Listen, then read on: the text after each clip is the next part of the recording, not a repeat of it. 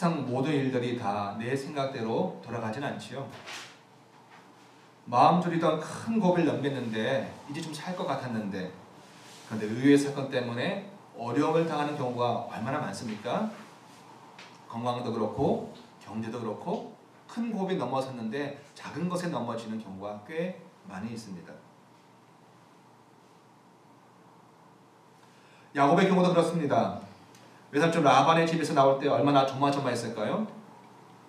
아롱지고 점에 있는 양과 염소의 수가 점점 많아지면 많아질수록 문제가 더 커져갔지요. 여러분, 사람관계라는 것이 양쪽의 두 사람이 다 잘해야겠지만 특히 그 가운데 있는 사람들이 참 잘해야 합니다. 가운데 있는 사람이 잘 이야기하고 서로를 화해시켜야 되는데, 그렇지 않으면 관계가 더 망가지지요. 잘못된 말을 옮기고 하면 더 그렇습니다.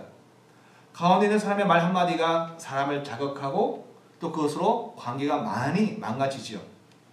외삼촌 아들들이니까 야곱에게는 어떤 관계입니까? 바로 외사촌의 관계가 되는 거겠죠. 레아와 라헬의 오빠나 또 남동생이 되어지는 그러한 관계입니다. 처남일 수도 있고요. 그들이 지금 뭐라 그럽니까?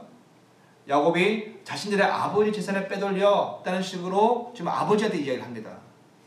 야곱이 저렇게 지금 부자가 되어지는 것은 아버지 재산을 빼앗아 가는 겁니다. 도둑질에 간 겁니다. 라고 그렇게 이야기를 한다는 말이죠. 그 말이 라반에게는 하나의 이야기가 아니라 하나의 사실이 되어져 버렸습니다. 맞아, 그렇네. 맞아, 너희들 말대로 저 야곱이 내 재산을 다 빼앗아 가고 있어. 내 재산 점점 줄어가고 있고, 그리고 야곱의 재산이 점점 많아지네. 그렇게 하는 겁니다. 라반의 안색이 변하지요. 야곱을 바라보는 눈이 정과 같지 않게 되어졌습니다. 전에는 라반에게 있어서 야곱은 조카이고 사위이었습니다. 그러나 이 순간만큼은 그보다 더 중요한 것은 야곱은 라반을 부자로 만드는 일꾼이라는 사실이 더 중요한 것이었죠. 야곱이 크고 성공을 해도 라반이, 외삼촌이 관리할 수 있고 하면 상관이 없습니다. 관리할 수 있는 수준이었으면 상관이 없습니다. 그럴 때는 오히려 내 조카 참 잘하네, 성실하네, 아니 우리 사위 큰일 했다라고 그렇게 너그러운 마음으로 야곱과의 관계를 유지했을 겁니다.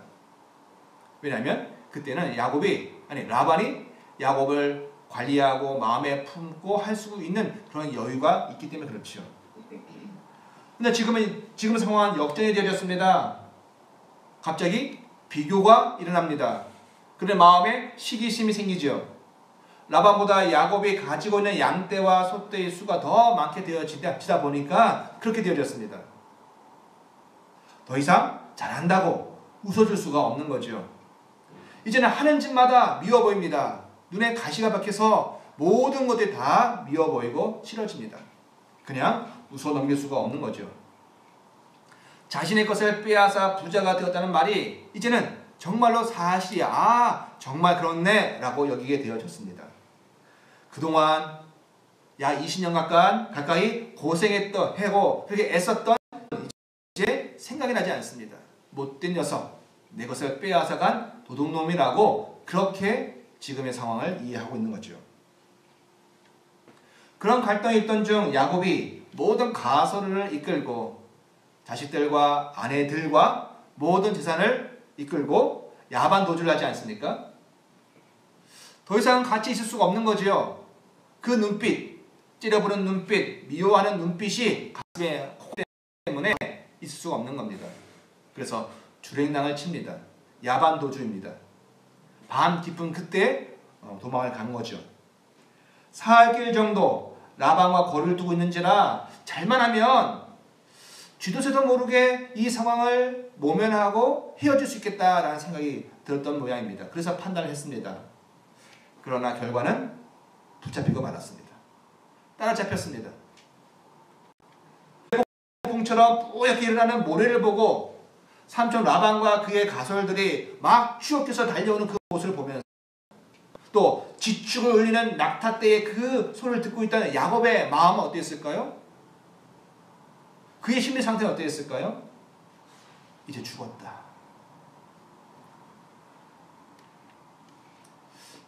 이제 죽었다. 그거 아닐까요?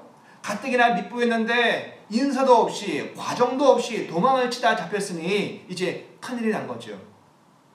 이제 명분도 아무리 야곱이 20년 이상을 열심히 수고하고 이랬다 할지라도 이제 명분은 라반에게 가 있습니다. 너 도망쳤잖아 라는 거죠. 아, 나는 죽었구나. 정말 위기 중에 위기이고 난관 중에 난관입니다. 별의별 상상을 다 하지 않았을까요? 어떻게 할까? 어떻게 할까? 어떻게 할까? 어떻게 이 위기를 모면할까? 그런데 막상 얼굴을 맞이한 라반의 얼굴에는 살기가 없었습니다. 죽이고자 하는 살해의 의도가 없었다고요. 위기 중에 위기라고 생각을 했지만 라반이 전하는 말에는 오히려 평화와 위로가 있었습니다. 왜요? 왜 이렇게 바뀌었을까요? 바로 지난밤 하나님께서 꿈을 통해 라반에게 말씀을 준 겁니다. 야곱을 해하지 말라라고요. 하나님의 음성이 그렇게 들려진 거죠. 31장, 창세기 31장 29절에서 라반이 이렇게 이야기를 합니다.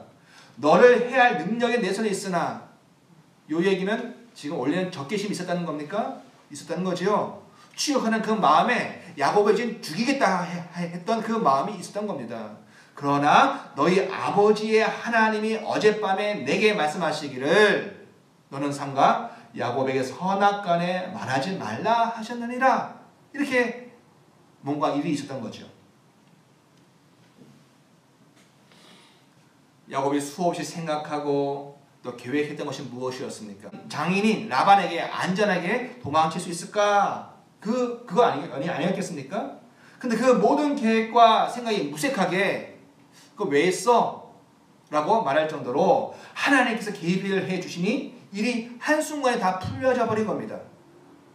라반에게서 안전하게 떠날 수 있게 된 거죠. 여러분, 이렇게 해서 귀향, 자기 고향 땅으로 돌아가는 야곱의 길, 그 중대한 문 하나가 열려졌습니다. 굉장히 큰 고민이 있었는데 자기가 한 건 아무것도 없는데 야곱의 노력과 아무 상관없이 하나님께서 그 길을 열어주신 겁니다. 한순간에 해결되었습니다. 안심입니다. 그런데 이 문제가 해결되어지자마자 또 하나의 걱정이 쑥 들어오죠. 그 안심이 오래가지 않습니다. 남은 것이 있습니다. 뻔히 보입니다. 첩첩산중이라고 라반보다 더 큰 위협, 누굽니까? 바로 자기 형 에서지요. 에서와 관련된 문제가 남아있는 겁니다. 소식이 전해졌습니다. 에서가 지금 군사 400을 거느리고 야곱을 마주하러 온다는 겁니다. 환영 인파가 아닌 것 같죠. 20년 넘은 일이지만 마지막 헤어질 때 마주쳤던, 스쳐 지나가면서 마주쳤던 그 형의 눈빛, 형 에서의 눈빛, 그 살결의 그 눈빛이 지금 생각이 나는 거죠. 내 너를 죽이고 말겠다. 반드시 죽이리라. 비록 쌍둥이 형제이지만 에서에게서는 야곱은 원수와 같은 존재였습니다. 100% 야곱이 속인 거죠. 야곱이 형 에서를 속인 겁니다.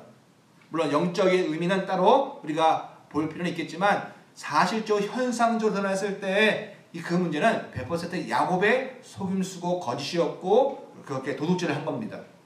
그래서 에서에게서는 야곱은 원수였습니다. 장자권을 빼앗아갔고요. 아버지의 축복을 다 송두리째 빼앗아간 자가 바로 야곱이었기 때문에 그렇습니다. 그런데 바로 그 형 에서가 20년이 지났음에도 불구하고 그 분노와 살해의 살기가 하나도 죽지 않고 한결같은 모습으로 지금 원수를 갖고자 군사 400을 이끌고 야곱을 향해 오고 있다라고 여겨지는 상황이 되어진 거죠. 라반을 피했는데 에서를 맞이하고 있는 겁니다. 큰일입니다. 어떻게 합니까? 전투력으로는 싸워서는 상대가 되지 않는 거죠. 야곱의 마음이 다급합니다. 혹시나 해서 미리 거대한 예물을 미리 앞서 보냅니다. 바치죠? 성경을 보면 이렇습니다.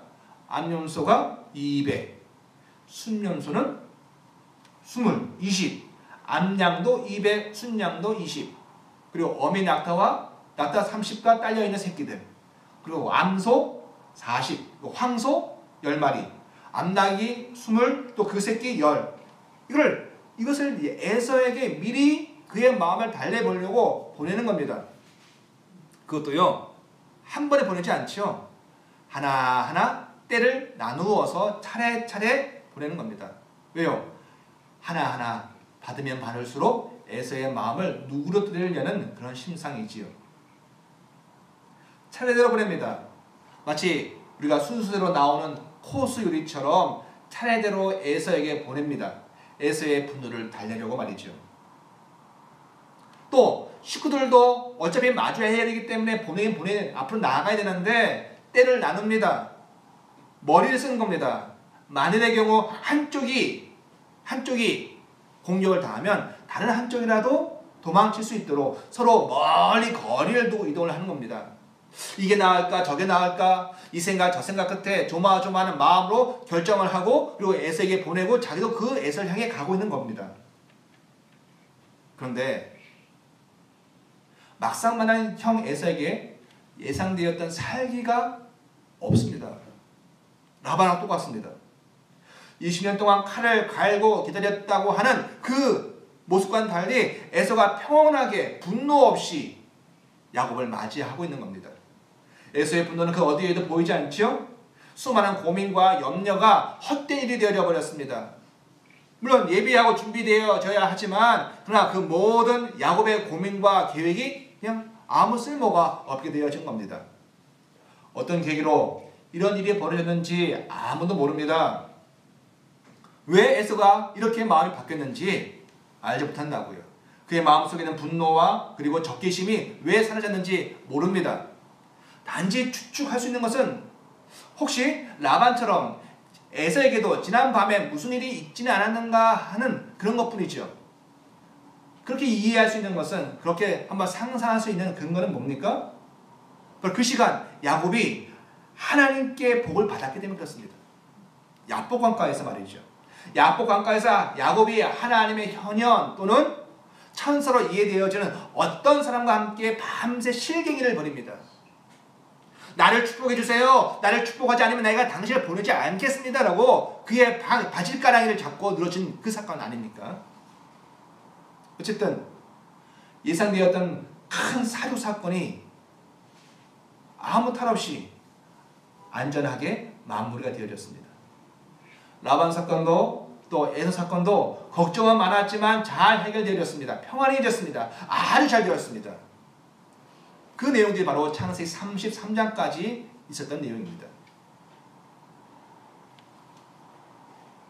걱정하고 염려하고 참 부담감이 있었던 큰 일들이 다 지나간 겁니다. 이제 뭐 큰일이 있겠습니까? 이제 남은 거는 가족들 건강하게 잘 지내고 아이들 잘 지내고 잘 자라고 경제가 뭐 양떼와 소떼와 염소떼들이 아무 병 걸림 없이 잘 자라면 되는 거죠. 그냥 그렇게 잘 돌아가면 되는 겁니다. 그냥 평안에 살다가 안락하게 살다가 그냥 가면 되는 거죠. 그 누구도 예상하지 못했습니다. 그 영리하고 야사 빠르고 미리 준비가 많았던 야곱도 몰랐습니다. 엉뚱한 곳에서 문제가 생길 것을 말이죠. 이 문제는 외부에서 일어난 공격이 아니었습니다. 큰 문제가 눈에 보이는 게 아니었죠. 아주 사소한 일 하나부터 시작이 되었습니다. 그것은 바로 호기심입니다. 내용이 이렇죠. 야곱에게 아들이 당시 11명이었습니다. 야곱에게 딸이 하나 더 있었죠. 그 딸이 바로 디나입니다. 그 딸 디나가 그 땅, 지금 해쪽 속, 히위족 속에 살고 있는 그 땅의 딸들을, 여인들을 보러 나갔다가 일이 생긴 겁니다. 다른 사람들, 히위족 속은 어떻게 사는지 궁금해서 나갔다가 일이 벌어졌다고요. 그만 납치되었고요. 거기서 강간을 당한 겁니다. 히위족 속 중에 하몰이라는 사람, 거의 왕과 같은 사람인데 그의 아들, 즉 왕자가 되겠죠. 이 하몰의 아들 바로 세기라는 자가 그 짓을 한 겁니다. 마음에 드니까 납치했다가 그녀를 강간을 한 겁니다.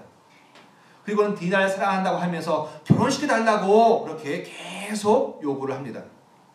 디나를 계속 강간하고 있으면서 말이죠. 아버지 하몰에게 간청을 합니다. 그러자 하몰은 야곱에게 또 요구하지요. 우리 서로 통혼하자고. 내 딸을 주고 자네의 딸을 받고 우리가 서로 결혼하자고 그렇게 이야기합니다. 그럼 이 넓은 목토지가 다 너희의 것이 될 것이다 라고 말을 합니다. 이 사건 자체는 분명히 세겜이라는 사람이 범죄한 사건입니다. 성적인 폭력을 행하고 계속 강경하면서 또 결혼을 요구하면서 이 일을 요구하는 이 일은 분명히 범죄입니다. 범죄. 그러나 이 일에 분명한 대처가 필요하겠죠. 이 일을 해야 할 사람은 누굽니까? 야곱입니다. 아버지로서 또 족장으로서 이 역할을 해야 합니다. 참 이상하게도 야곱은 아무것도 하지 못합니다. 이 상황 속에서. 그리고 영리하고 약삭빨라한 야곱이 이 사건 속에서는 아무런 대처를 못합니다. 그저 자신의 아들들이 목축을 하러 나갔던 그 아들들이 멀리 하던 그 아들들이 돌아오기만을 기다리고 있는 거죠. 강간된 상태로 계속 폭력을 당하고 있는 디나를 구출하지는 못합니다. 또 이 이야기를 듣고 돌아온 아들들 머리끝까지 차이는 그 분노를 어떻게 제어하지 못하고 있습니다. 큰일을 저지를 것 같던 그 아들들을 관리하지 못하고 있다고요. 시의적절한 행동과 결정을 해야 하는데 그걸 하지 못합니다. 그러자 더 큰 일이 벌어지죠. 야곱의 우유부단함을 통해서 아들들이 일을 벌입니다. 당사자 세겜은 물론이고 그의 아버지 하몰 그리고 그 부족원들을 다 살육을 합니다. 처참하게 죽여버립니다. 이게 가능했던 것은 저들이 아무 반항과 대처를 못하기 때문에 그렇죠. 왜요? 히위 족속이 할 일을 행하면 디나를 아내로 주겠다. 당신들도 우리처럼 할 일을 행하라. 그러면 우리가 당신들과 결혼하고 통혼하고 당신과 우리가 하나가 되겠다라고 하는 거짓말을 한 겁니다. 거짓 계략을 베풀었습니다. 그 말만 믿고 세겜이 그 말에 좋아했고 하몰을 설득했고 하몰은 그 모든 부족 사람들 남성들 다 설득을 했습니다. 그리고 다 같이 할례를 받았습니다. 너무 아파서 침상에서 일어나지 못하는 그 시점, 바로 그 시점이 바로 D-Day였습니다. 그 말만 믿고 모든 남성들이 할례를 받고 통증으로 침상에 누워있을 그 시점을 거사의 시점으로 딱 삼았습니다. 아들들 중에 시므온과 레위 두 사람이 선봉을 맡았습니다. 침상에 누워있는 아들을 다 찌르고 베어 죽여버렸습니다. 그리고 남은 형제들은 남자가 남아있지 않은 그 부족을 완전히 다 노력을 했습니다. 다 빼앗아 버렸습니다. 엉뚱한 호기심에서 시작된 사건 하나가 꼬리에 꼬리를 물더니 한 부족 전체를 몰살하는 아주 악행으로 이어지고 말았습니다. 라반에게서 살아남았는데 어떻게 하다 보니까 하나님의 은혜로 말미암아 에서에게서 살아남았는데 이 사건 때문에 야곱 족속 전체가 다 이제 괴멸되어질 상황에 모여 있는 겁니다. 왜요? 야곱 족속은 지금 새빵 없고 살고 있는 처지거든요. 그 가나안 땅에서 자기 땅이 하나도 없고 거기는 그냥 부탁을 해서 좀 여기 이 땅에 우리 좀 머물러도 될까요? 라고 양해를 구해서 살고 있는 입장이었습니다. 그러니 이 팔레스타인 전체의 원래 원주민들한테 동일한 미움을 받게 되어진 상황이죠. 야곱의 말에 의하면 야곱의 말에 그가 지금 느끼는 위기감이 배어 있습니다. 라반 사건 때 또 에서 사건 때 못지않고 아니 그걸 더 큰 위기감이 그의 말 속에 배어 있습니다. 오늘 읽었던 34장 30절의 말씀입니다. 이렇습니다. 야곱의 시므온과 레위에게 이르되 너희가 내게 화를 끼쳐 나로 하여금 이 땅 주민 곧 가나안 족속과 브리스 족속에게 악취를 내게 하였도다. 나는 수가 적음으로 그들이 모여 나를 치고 나를 죽이리니 그러면 나와 내 집이 멸망하리라. 예상했고 준비했던 큰 일들은 희한하게 잘 넘어갔는데 예상하지 못했던 한 사건을 통해서 그것이 꼬리에 꼬리를 물고는 이제는 한 족속이 야곱의 지파가 전체가 완전히 괴멸되어지고 멸망에 처할 위기가 되어진 겁니다. 사랑하는 성도 여러분, 개인도 그렇고 가정도 그렇고 더 큰 조직도 마찬가지이죠. 교회도 그렇고 국가도 그렇습니다. 온 힘을 다해 신경을 써서 대처해야 하는 외부의 위험들이 도사리고 있습니다. 잘 처리를 해야 합니다. 그런데 어떤 면에서는 절체절명의 위기는 예기치 않은, 그것도 아주 별것 아닌 거 보이는 사소한 것에서부터 시작이 된다는 말씀입니다. 결국 거칠고 관리되지 않는 내부 문제가 된 겁니다. 야곱의 지파에 있어서는 그 아들들이 문제가 되어진 겁니다. 모르겠습니다. 어머니가 넷이고 서로 배 다른 형제들끼리 있었기 때문에 그랬는지, 아니면 늘 보는 것이 아버지 야곱의 속이는 그 약삭빠른 모습을 보아서 그랬는지, 아니면 라반이라고 하는 그 사람들 대항해서 살아남으려고 해서 그랬는지, 이 야곱의 아들들이 굉장히 거칠고 포악한 것을 우리가 압니다. 나중에 그 아들들이 요셉을 죽이려고 하다가 노예로 팔아버리죠. 이 역시 그들의 포악함이 배어나는 하나의 사건이었습니다. 외적이고 큰 일들에 대해서는 신경을 썼는데 정작 사소하다 여겨졌던 것들, 그 사소한 것이 모든 것을 다 망쳐버린 거죠. 외부 사람 라반과 에서가 가지고 있던 분노와 폭력성은 어떻게 하다 보니까 하나님께서 해결해 주셨어요.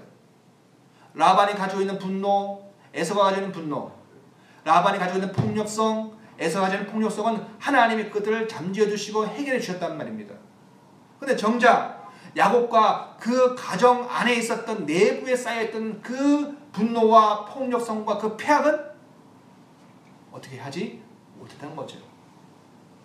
내부에 가득 쌓여있는 분노와 폭력성 때문에 그들은 스스로 망가져 가고 있는 겁니다. 지금.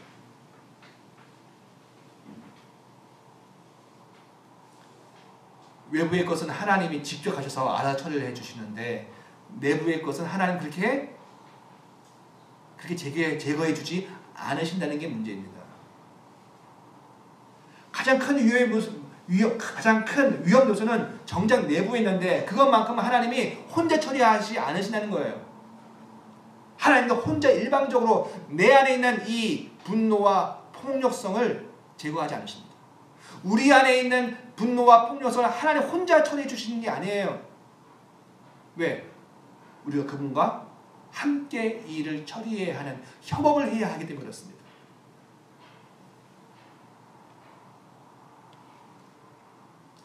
미리미리 알아서 라반과 에서의 마음을 바꿔주시는 것처럼 내 개인의 마음속에 있는 그 악한 것들을 하나님 혼자 제거해 주지 않으신다고요.